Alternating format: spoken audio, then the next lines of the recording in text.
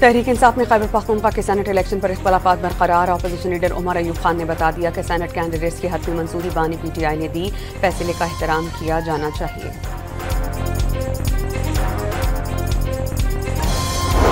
खैबर पख्तूनख्वा के इलाके हंगू में भारतीय स्पॉन्सर दहशतगर्दों के खिलाफ पुलिस और सिक्योरिटी फोर्सेस का ऑपरेशन। 9 ख्वारिजी दहशतगर्द मारे गए, 5 जख्मी। कराची के इलाके अजीजाबाद में शहरी की फायरिंग से डाकू हलाक। वाक़े की फुटेज सामने आ गई। मोटरसाइकिल सवारों को होटल पर बैठे शहरियों से लूटमार कर रहे थे। मज़ाहमत पर डाकू की फायरिंग के बाद शहरी ने जवाबी फायरिंग की।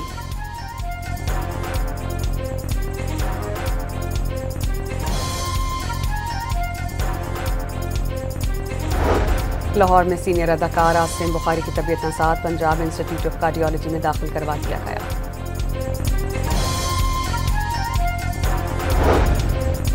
एशियन अंडर 16 वॉलीबॉल चैंपियनशिप का टाइटल जीत लिया। ईरान को जबरदस्त मुकाबले के बाद 2-3 से शिकस्त।